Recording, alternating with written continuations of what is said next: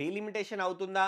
మహిళా రిజర్వేషన్ అమల్లోకొస్తుందా? అనేటువంటి చర్చలు రాత్రి నుంచి ప్రారంభమయ్యాయి. ఎందుకంటే మహిళలకు సంబంధించినటువంటి రిజర్వేషన్స్ చట్ట సవరణతో పాటు డీలిమిటేషన్ బిల్లులు వీగిపోయిన నేపథ్యంలో ఇప్పుడు కేంద్రం ఏం చేయబోతుంది అనేది ఉత్కంఠ నెలకొన్న నేపథ్యంలో కాంగ్రెస్ పార్టీ మరింత దూకుడు పెంచింది. విపక్ష కూటమి తరపున ఇంకా కీలకమైనటువంటి అంశాలను ప్రస్తావించింది. ఏదైతే రిజర్వేషన్‌ను అడ్డుపెట్టుకొని మహిళా రిజర్వేషన్ అడ్డుపెట్టుకొని డీలిమిటేషన్ బిల్లు పాస్ చేసుకుందామనేది కేంద్రం అనుకుంది. కానీ కేంద్రం మాటలు సాగనివ్వలేదు. అందుకే బిల్లులు వీగిపోయాయి కాబట్టి, ఇప్పటికైనా మేము దక్షిణాది రాష్ట్రాల నుంచి ముఖ్యంగా మేము ఒప్పుకునేది లేదు. ఇప్పుడు ఏ ప్రపోర్షనేట్‌లీ అంటే ఆంధ్రప్రదేశ్‌కు, ఇటు ఉత్తరప్రదేశ్‌కు ఎంత వ్యత్యాసం ఉందో, మరి రేపు డీలిమిటేషన్ అయినా కూడా ఆ పెరిగే సీట్లలో కూడా అంతే వ్యత్యాసం ఉండాలి. అది ఏ రాష్ట్రం నుంచి కంపేర్ చేసుకున్నా సరే కానీ 50% సీట్ల పెంపు అనేది కూడా ఒప్పుకునేది లేదు అని చెప్పి ఇండియా కూటమి తెగేసి చెప్పింది. కొద్దిసేపటి క్రితం సీఎం రేవంత్ రెడ్డి అయినా కూడా, అంతకుముందు ఏఐసీసీ అధ్యక్షుడు ఖర్గే చెప్పినా, ఇటు రాహుల్ గాంధీ చెప్పినా కూడా ఈ విషయాన్ని బలంగా ప్రజల్లోకి తీసుకెళ్లాలని అయితే దక్షిణాది రాష్ట్రాలకు క్లియర్ ఇండికేషన్ ఇచ్చినట్టుగా తెలుస్తోంది. ముఖ్యంగా కాంగ్రెస్ పార్టీ కావచ్చు, దక్షిణాది రాష్ట్రాల కాంగ్రెస్ అలయన్స్‌లుగా ఎవరైతే ఉన్నారో ఆ పార్టీలన్నిటికీ కూడా ఇప్పటికి ఒక సంకేతం అయితే వెళ్ళింది. ఏంటి అనంటే మహిళా రిజర్వేషన్‌కి తాము వ్యతిరేకం కాదు. మహిళా రిజర్వేషన్ బిల్లు అనేది 2023వ సంవత్సరంలోనే పాస్ అయింది. దాన్ని కేంద్రం గెజిట్ ఇవ్వలేదు. కానీ హడావిడిగా ఈ బిల్లు తీసుకొచ్చిన చట్ట సవరణను తీసుకొచ్చిన నేపథ్యంలో అసలు చట్టం అమల్లోకి కానప్పుడు 2023లో ఉభయ సభలు ఆమోదించినటువంటి మహిళా రిజర్వేషను చట్టరూపంగా అయినప్పటికీ కూడా చట్టం ఎప్పటి నుంచి అమల్లోకి వస్తుందనేది ఒక గెజిట్ విడుదల చేయాలి.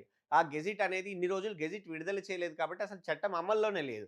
అమల్లో లేని చట్టానికి సవరణ ఎలా చేస్తారు అనేటువంటి టెక్నికాలిటీ వస్తుంది కాబట్టి కేంద్రం లోక్సభలో బిల్లు పెట్టిన తర్వాత చట్ట సవరణ 131వ చట్ట సవరణ అనేది పెట్టిన తర్వాత అప్పుడు రాత్రి టెక్నికల్‌గా ఇబ్బందవుతుందనే ఉద్దేశ్యంతోటి గెజిట్ విడుదల చేయడం జరిగింది. మహిళా రిజర్వేషన్ చట్టానికి సంబంధించి. సో, ఇప్పుడు అధికారికంగా మహిళా రిజర్వేషన్ చట్టం అనేది ఎన్‌ఫోర్స్ అయ్యింది. ఇప్పటికిప్పుడు రిజర్వేషన్ ఇవ్వాలనుకున్నా కూడా డైరెక్ట్‌గా ఇవ్వడానికి అంటే ఈ 543 స్థానాలు ఏవైతే ప్రస్తుతం లోక్సభలో ఉన్నాయో అవన్నిటికి డైరెక్ట్‌గా మహిళా రిజర్వేషన్ ఇవ్వడానికి అవకాశం ఉంది. అలాగే రాబోయే అసెంబ్లీ కొత్తగా ఏవైతే ఎన్నికల కమిషన్ డేట్స్ ఇస్తుంది. అంటే వచ్చే ఉత్తరప్రదేశ్ ఎన్నికలతో పాటు ఇతర రాష్ట్ర ఎన్నికల్లోనూ కూడా మహిళా రిజర్వేషన్‌ని అమలు చేయడానికి ఎలాంటి ఇబ్బంది లేదు. ఒకవేళ పెంచాలన్నా, లేదంటే మార్చాలన్నా చట్ట సవరణ అవసరం పడుతుంది. సో, టెక్నికల్‌గా మహిళా రిజర్వేషన్ బిల్లు అనేది ఎప్పుడో పాస్ అయిపోయింది. చట్టం కూడా అమల్లో ఉంది. సో, ఈ నేపథ్యంలో కాంగ్రెస్ దూకుడు పెంచి మహిళా రిజర్వేషన్ చట్టం అనేది ఎలాగూ అమల్లో ఉంది కాబట్టి, ఒకవేళ పెంచాలని అనుకుంటే డైరెక్ట్‌గా పెంచండి. లేదు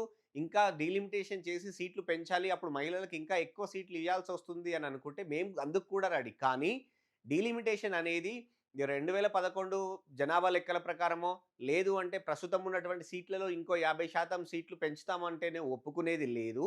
ఖచ్చితంగా ఏ ప్రపోర్షనేట్‌లో అయితే ఇప్పుడు సీట్లున్నాయో అంటే ఉత్తరప్రదేశ్‌కి ఉన్నటువంటి సీట్లకు, ఆంధ్రప్రదేశ్‌కి ఉన్నట్ల సీట్లకు ఎంత వ్యత్యాసం ఉందో, ఉత్తరప్రదేశ్‌కి, తెలంగాణకి ఉన్న సీట్లలో ఎంత వ్యత్యాసం ఉందో, అదే ప్రపోర్షనేట్‌గా మాత్రమే కొత్త సీట్లు రావాలి. 120 సీట్లు ఉత్తరప్రదేశ్‌లో వస్తే, అందుకు అనుగుణంగా 17 లోక్సభ సీట్లున్నటువంటి తెలంగాణలో కూడా దానికి అనుగుణంగానే పెంచాల్సి ఉంటుంది.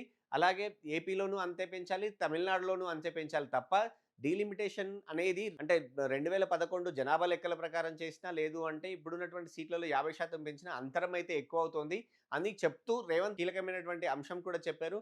ఇద్దరు అన్నదమ్ముల మధ్య ఒకడి దగ్గర 10,00,000 ఉంటే, ఒకడి దగ్గర ₹1,00,00,000 ఉంటే 50% పంచుతాము అన్నప్పుడు కొత్తగా వాళ్ళ తండ్రి ఇంకొన్ని డబ్బులు తెచ్చిచ్చినా కూడా ఆ అంతరం అనేది ఇంకా పెరుగుతుంది తప్ప తగ్గనైతే తగ్గదు. ఎందుకు అంటే ₹1,00,00,000 ఉన్నోడిది ఇంకా పెరుగుతుంది. 10,00,000 ఉన్నోడిది కొంచెమే పెరుగుతుంది. అంతరం ఇంకా పెరుగుతుంది తప్ప తగ్గదు. కాబట్టి ఎట్టి పరిస్థితిలోనూ రాబోయే ఏ సెషన్‌లో అయినా సరే బిల్లులు తెస్తే ఎట్లాగో ఒప్పుకునేది లేదు. కావాల్సింది ఒకటే ఇప్పుడు ఏ ప్రపోర్షనేట్‌లో అయితే ప్రస్తుతం సీట్లున్నాయో అదే ప్రపోర్షనేట్‌లో ఖచ్చితంగా బిల్లు తీసుకొస్తే మాత్రం విపక్షాలు కాదు, దక్షిణాది రాష్ట్రాల నుంచి కూడా అందరినీ కూడా తామే కలిసి ఈ బిల్లులకు ఒప్పిస్తాము, మద్దతిచ్చేలా చేస్తాము అని చెప్పడం జరిగింది.